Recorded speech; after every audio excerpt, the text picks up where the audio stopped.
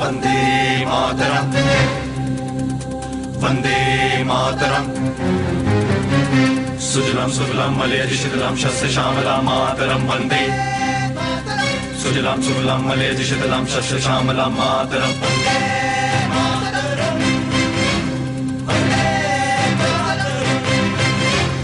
वंदे वंदे वंदे मातरम। नमस्कार, मैं ओमपुरी।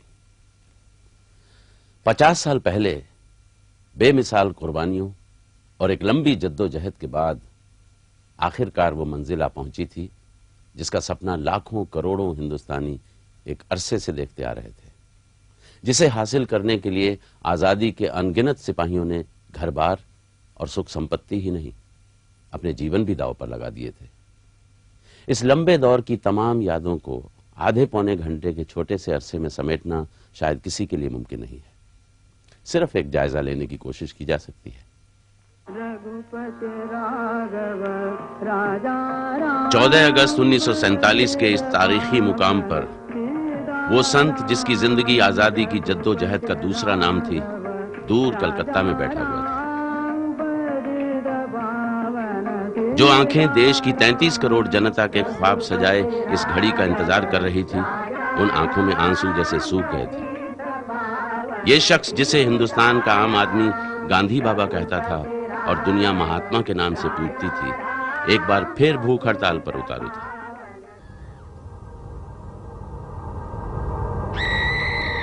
देश में खून की नदियां बह रही थीं, भाई भाई का गला काट रहा था।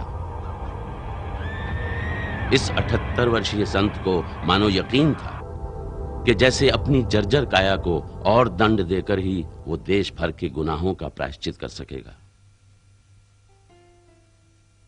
लौह पुरुष के नाम से मशहूर तपे हुए कांग्रेसी नेता वल्लभ भाई पटेल, जिन्हें खुद गांधी जी ने सरदार का खिताब दिया था, उनकी चिंता आजाद हिंदुस्तान की तस्वीर में देसी रजवाड़ों को शामिल करके उसका नाक नक्शा सही सलामत रखने की थी। कश्मीर, जूनागढ़ और हैदराबाद, अभी 3 रियासतें बाकी थीं और सरदार पटेल उन्हें स्वाधीन भारत में मिलाने की पेचीदा गुत्थियों से जूझ रहे थे। 56 वर्षीय डॉक्टर भीमराव जी अंबेडकर, इन लम्हों में वो इस उधेड़बुन में डूबे हुए थे कि आने वाले दिनों में सामाजिक परिवर्तन का लक्ष्य किन तौर तरीकों से तेजी से हासिल किया जा सकेगा।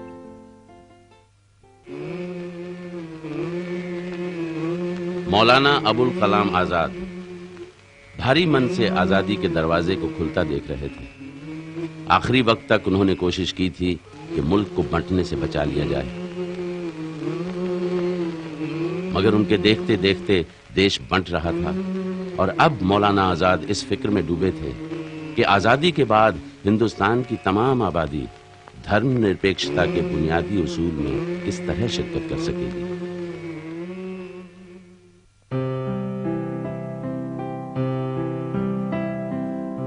आजादी की लड़ाई का एक जाना माना सिपह सालार नई चुनौतियों का सामना करने के लिए पर तोल रहा था।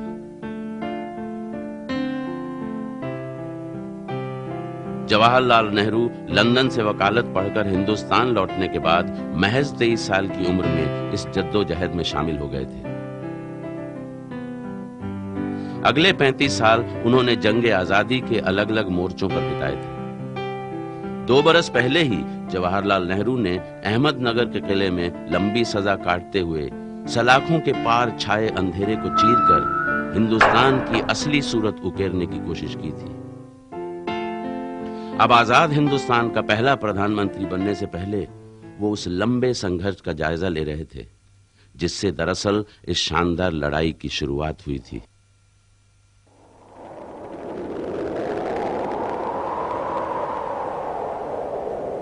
ढाई 250 साल पहले जब ईस्ट इंडिया कंपनी ने हिंदुस्तान में कदम रखा था तो उसके पास इलाके के नाम पर बित्ता भर जमीन नहीं थी, मगर आहिस्ता आहिस्ता एक गोदाम फैलकर सूबे में बदला और सूबा फैलकर सल्तनत बन गया। व्यापारियों के भेष में आने वाले अंग्रेज लुटेरों ने 250 बरस के अरसे में अपनी जड़ें मजबूती से हिंदुस्तान में जमा ली थी और सियासत की शतरंज पर राजों रजवाड़ों को मोहरों की तरह इस्तेमाल करना शुरू कर दिया था। लाल किले की शानदार इमारत में जिंदगी के आखिरी बरस गुजारता हुआ मुगल बादशाह, शहंशाह हिंद कहे जाने वाले इस 82 साल के बूढ़े का राज महज पालम और जमुना के बीच जमीन की एक छोटी सी पट्टी तक महदूद रह गया था।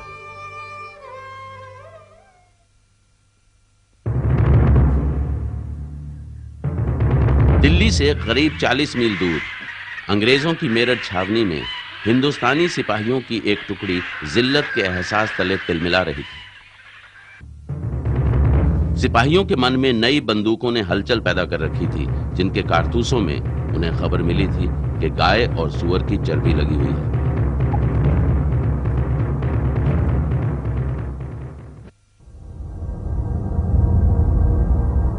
मेरठ से लगभग 300 मील के फासले पर झांसी के महाराज गंगाधर राव की 23 साल की विधवा रानी लक्ष्मीबाई। रानी के मन में तूफान चल रहा था।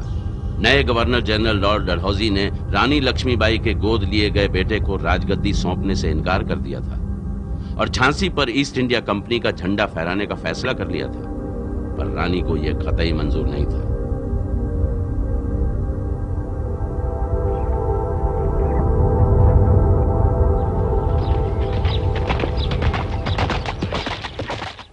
यही वो हालात थे जिनमें 9 मई से लेकर 11 मई के बीच 3 दिन के छोटे से अरसे में होने वाली घटनाओं ने दिल्ली के बूढ़े बादशाह, झांसी की विधवा रानी और मेरठ के नाराज सिपाहियों की जिंदगियों को रस्सी के रेशों की तरह बांट दिया।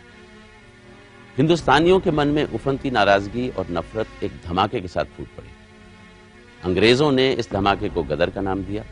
हिंदुस्तानियों ने कहा, यह आजादी की लड़ाई है। सिंहासन हिल उठे, राजवंशों ने भिगुटी तानी थी, बूढ़े भारत में आई फिर से नई जवानी थी। बारूद में चिंगारी तो 29 मार्च को ही पड़ गई थी। बैरकपुर की अंग्रेज छावनी के नौजवान सिपाही मंगल पांडे ने नए कारतूस इस्तेमाल करने से इनकार करते हुए अंग्रेज अफसरों पर हमला कर दिया था। मंगल पांडे को फांसी दे दी गई। इस शहादत ने फिरंगी सेना के हिंदुस्तानी सिपाहियों के सोए हुए जज्बे को जैसे ठोकर मारकर जगा दिया। डूबी हुई आजादी की कीमत सबने पहचानी थी, दूर फिरंगी को करने की सबने मन में ठानी थी। विद्रोह की लहर बैरकपुर से मेरठ होते हुए दिल्ली के लाल किले तक जा पहुंची। बागी सिपाहियों ने बूढ़े बादशाह से मोर्चा संभालने को कहा। उनकी जबान पर एक ही नारा था, कल खुदा का, मुल्क बादशाह का, अमल बहादुर शाह। कुछ ही दिनों में बगावत की लपटें बंगाल से लेकर राजस्थान और पंजाब से लेकर नर्मदा तक फैल गई। फिरंगी निजाम की चूलें चरमरा उठी। चमक छुटी सन 57 में वो तलवार पुरानी थी, बुंदेले हर बोरों के मुंह हमने सुनी कहानी थी। खूब लड़ी मर्दानी वो तो झांसी वाली रानी थी, खूब लड़ी मर्दानी वो तो झांसी वाली रानी थी।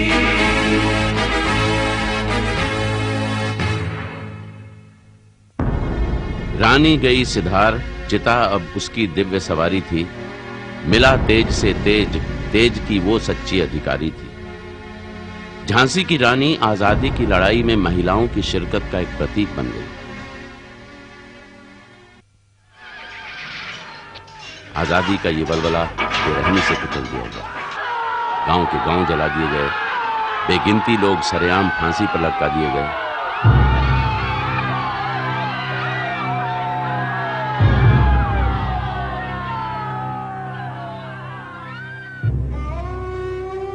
बहादुर शाह जफर को कैद करके रंगून भेज दिया गया, जहां वो बदनसीब बादशाह दुनिया से रुखसत हो गया।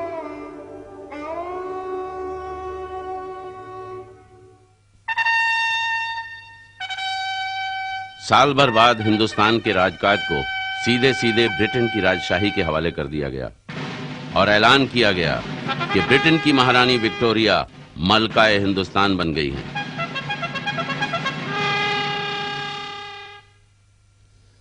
साम्राज्यवादी हुकूमत ने अब अपने शिकंजे को कसने का मंसूबा बनाया, मगर 1857 के धमाके से अंग्रेजी राज में जो दरारें पड़ गई थीं, वो पलस्तर के नीचे बरकरार रहीं। जैसे जैसे हिंदुस्तान को रेल की पटरियों, डाकखानों और बेतार की लाइनों के जाल में बांधने की कोशिश की गई, वैसे वैसे हिंदुस्तानियों ने एकता के धागे को पहचानना शुरू किया। आजादी के झरोखे उनके सामने खुलने लगे। एकता और जागरूकता की इस दबी ढकी सुगबुगाहट ने अब कई धाराओं में फूटना शुरू किया। पराधीनता से टकराने के लिए एक मुनासिब जमीन तैयार करने की कोशिश में कवि और कलाकार भी पीछे न रहे। इसी माहौल ने आर्य समाज जैसे सामाजिक आंदोलनों और विवेकानंद जैसे विचारकों को जन्म दिया। इस हलचल का नतीजा राजनीति में भी दिखाई देना ही था। वतन परस्त हिंदुस्तानियों के एक तबके ने 1885 में भारतीय राष्ट्रीय कांग्रेस की नींव रखी।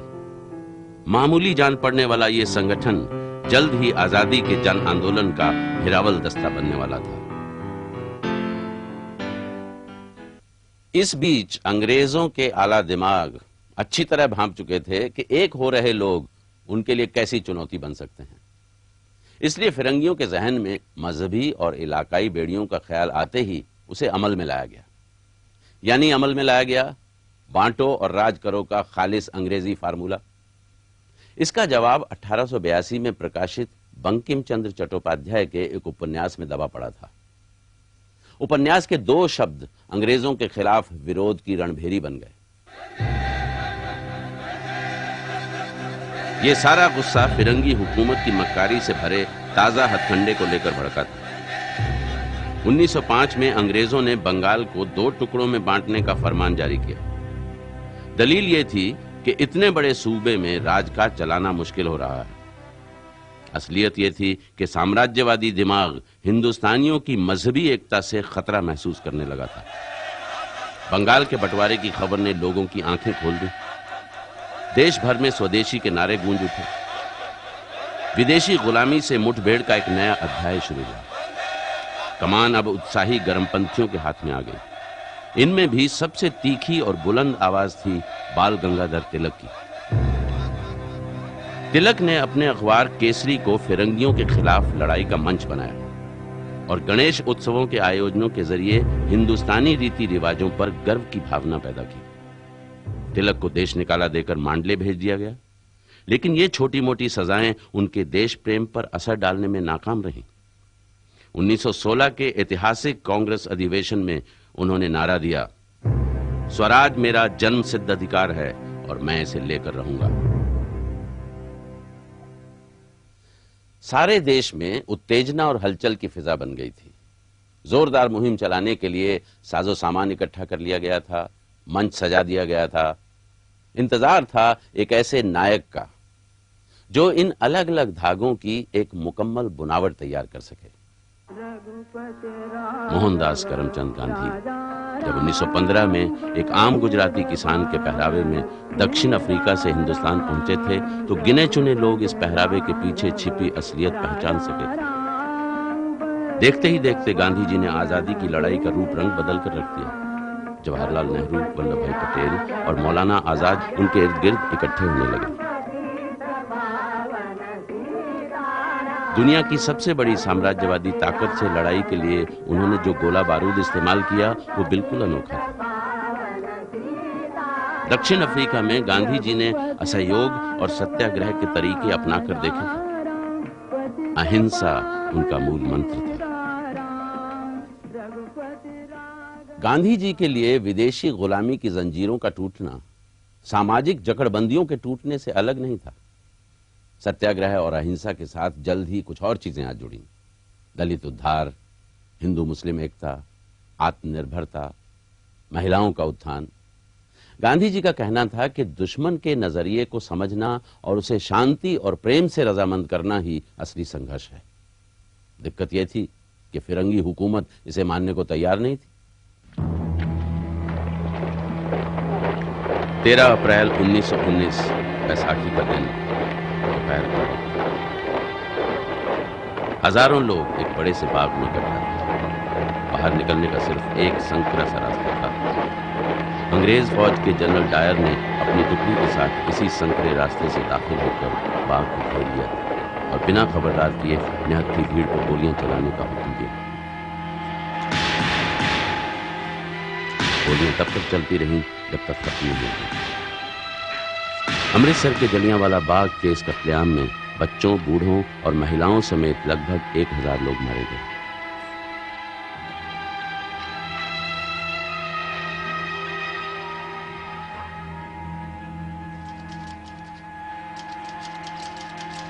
हाल ही में 2 काले कानून पास किए गए थे। गांधी जी ने उनके खिलाफ असहयोग आंदोलन छेड़ दिया था। अगले 2 वर्षों में सिविल नाफरमानी का ये आंदोलन देश के कोने कोने में फैल गया। गांधी जी ने लोगों के सामने ये सच्चाई खोल दी थी कि विदेशी माल को इस्तेमाल करना गुलामी को बरकरार रखना है। चरखे को हथियार बनाकर उन्होंने मैनचेस्टर की कपड़ा मिलों के खिलाफ मुहिम छेड़ दी थी। हाथ से बुना खद्दर स्वराजियों की वर्दी बन गया। विलायती माल का बायकाट किया जाने लगा। विदेशी कपड़ों की होली जलाई जाने लगी। इस बीच कुछ ऐसे लोग भी थे जो अलग रास्ता तलाश कर रहे थे, जो ईंट का जवाब पत्थर से देने में यकीन रखते थे। उनके लबों पर बस एक ही तराना था, सरफरोशी की तमन्ना अब हमारे दिल में है, देखना है जोर कितना बाजुए कातिल में।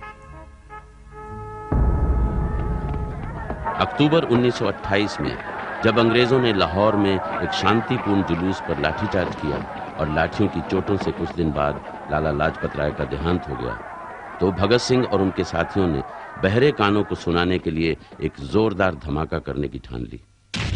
8 अप्रैल 1929 को भगत सिंह ने दिल्ली की केंद्रीय असेंबली में बम फेंका।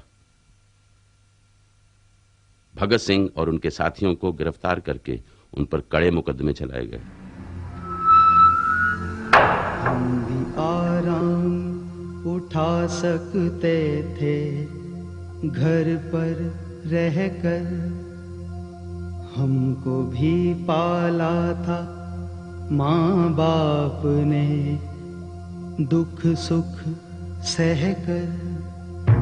वक्ते रुखसत उन्हें इतना ही न आई कहकर, गोद में आंसू कभी टपके जो रुख से बहकर, तिफल उनको ही समझ लेना जी बहलाने को, अपनी किस्मत में अज़ल ही से सितम रखा था, रंज रखा था, मिहाँ रखा था, गम रखा था। किसको परवाह थी और किस में ये दम रखा था। हमने जब वादिए गुर्बत में कदम रखा था, दूर तक यादें वतन आई थी समझाने को।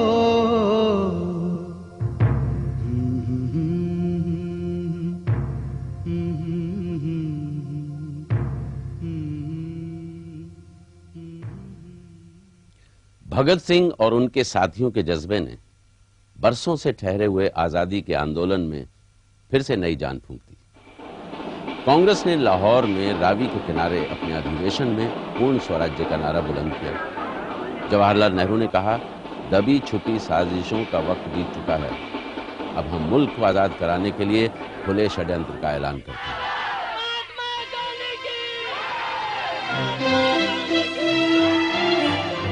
12 मार्च 1930 को गांधी जी साबरमती आश्रम से एक जत्थे के साथ पांव पैदल निकल पड़े। उनकी मंजिल थी 385 किलोमीटर दूर समुद्र के किनारे बसा छोटा सा गांव दांडी।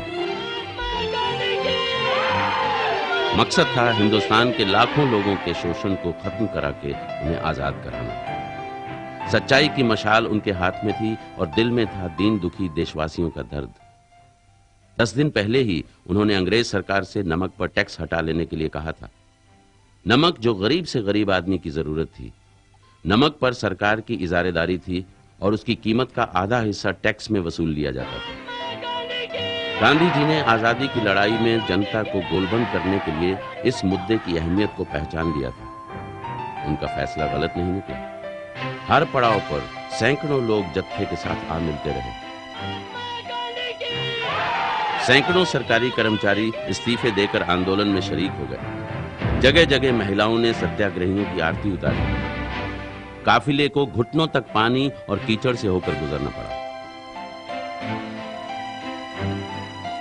25 दिन के इस पैदल सफर के बाद 6 अप्रैल 1930 को गांधी जी ने दांडी पहुंचकर समुद्र के किनारे मुट्ठी भर नमक उठाया।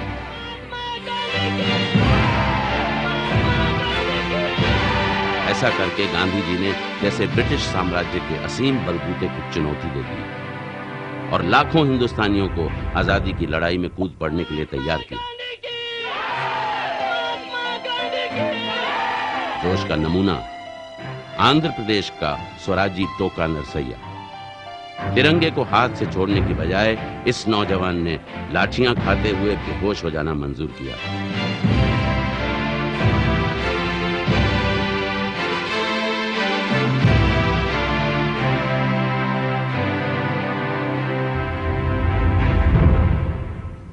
फिरंगी हुकूमत को अब तक ये एहसास हो चला था कि हिंदुस्तानियों को राजकाज में हिस्सा देकर ही शांत रखा जा सकता है।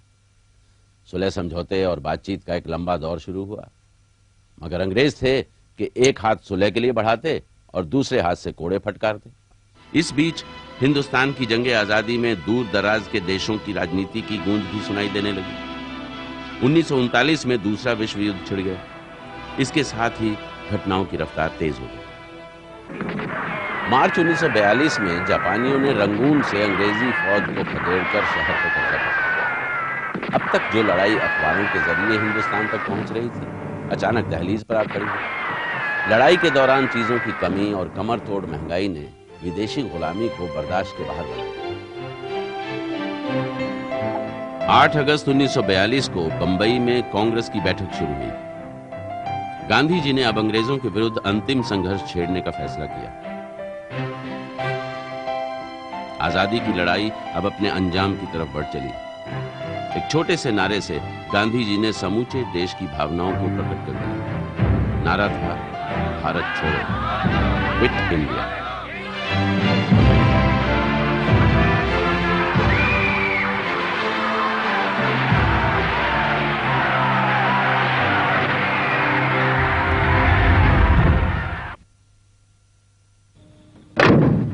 पंद्रह जनवरी 1941 को कलकत्ता की एल्गिन रोड के एक मकान से, जिस पर पुलिस की कड़ी नजर थी, एक मौलवी नुमा आदमी निकला और कार में बैठकर बिहार की तरफ रवाना हो गया।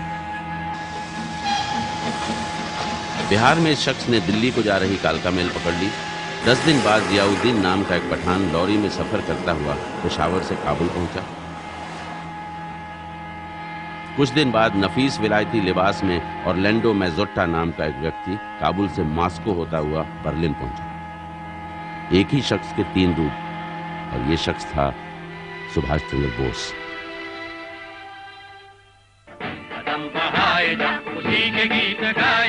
पांच जुलाई 1943 को सुभाष चंद्र बोस ने सिंगापुर में आजाद हिंद फौज की कमान संभालते हुए एक वादा किया, तुम मुझे खून दो, मैं तुम्हें आजादी दूंगा। उन्होंने नारा दिया, दिल्ली चलो। ये नारा तब तक गूंजता रहा जब तक 1945 में विश्व युद्ध खत्म नहीं हो गया। युद्ध के बाद हालात बदल चुके थे। अंग्रेजों को यह महसूस होने लगा था कि अब हिंदुस्तान से जाने का वक्त आ गया है। इसी बीच ब्रिटेन की संसद में लेबर पार्टी की जीत हुई और फैसला किया गया कि हिंदुस्तान को आजाद कर दिया जाए। बातचीत का ताजा दौर शुरू हुआ। आजादी की लड़ाई सड़कों से बातचीत की मेजों पर आ गई। मुस्लिम लीग के नेता मोहम्मद अली जिन्ना ने खुले तौर पर मुल्क के बंटवारे की मांग रखी। इसी बीच बंगाल और पंजाब में आपसी मारकाट का वहशियाना दौर शुरू हुआ। ऐसा लगा कि आजाद हिंदुस्तान का जन्म तो होगा, मगर खून से नहाने के बाद। अनकरीब बंटवारे के दुख को पीछे धकेलकर गांधी जी फसादों को शांत करने के लिए नोआखली चले गए। जुनून के इस माहौल में सिर्फ उनकी आवाज समझ और विवेक की आवाज थी। मेरा ईश्वर तो मेरे दिल के मंदिर में पड़ा, वहाँ है और उसका मैं नाम आस्तिक हूँ। तो मैं आपको कहता हूँ कि वो तो जिंदा है, मेरे लिए जिंदा बन गया है। उसका नाम मैं रखूं और उसका नाम रखते रखते किस तरह से मुझको मरना है मर जाऊं, तो आप कह सकते हैं। मार्च 1947 में मलका विक्टोरिया के वंशज लॉर्ड माउंटबेटन वॉइसरॉय बनकर दिल्ली आए। 8 जुलाई 1947 को लंदन में ब्रिटिश संसद ने ठीक 10:40 पर हिंदुस्तान की आजादी के फैसले को मंजूरी दे दी। 250 वर्षों से हिंदुस्तान पर जकड़े हुए फिरंगी शिकंजे को उठा लेने का यह फैसला महज 15 मिनट में कर दिया गया। और इस तरह तमाम मुश्किलों को कदम दर कदम पार करते हुए, लड़खड़ाते, गिरते और गिरकर संभलते हुए आखिरकार वो घड़ी आ पहुंची थी जब सदियों से खोया खोया एक महादेश आजादी की फिजा में जागने के लिए आंखें खोल रहा था। मुक्ति की इस महान गाथा को सच्चाई में बदलने के लिए जिस आदमी ने सबसे ज्यादा कुर्बानी दी थी, वो बोझिल मन के साथ अकेला कलकत्ता में बैठा हुआ था। दूसरी तरफ एक ऐतिहासिक घड़ी से रूबरू होने के लिए कुछ लोग नई जिम्मेदारियों और चुनौतियों के बोझ को महसूस कर रहे थे। जिस घड़ी के लिए लाखों लोगों ने जान की बाजी लगाई थी, खून की कुर्बानी दी थी और जिंदगी के बेहतरीन साल दांव पर लगाए थे। दिन खून के हमारे प्यारे न भूल जाना, खुशियों में अपनी हम पर आंसू बहाते जाना। सैयाद ने हमारे चुन चुन के फूल तोड़े, वीरान इस चमन में अब गुल खिलाते जाना। A moment comes which comes but rarely in history, when we step out from the old to the new, when an age ends and when the soul of a nation long suppressed finds utterance. Vande Mataram, Vande Mataram, Vande Mataram, Vande Mataram. Sujalam Sugalam Malayadi Shitalam Shasya Shamalam Mataram Vande. Sujalam Sugalam Malayadi Shitalam Shasya Shamalam Mataram Vande.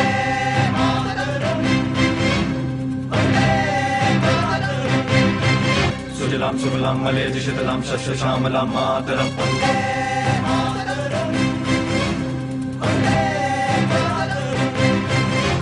Vande, Vande, Vande Mataram, Vande, Vande, Vande Mataram.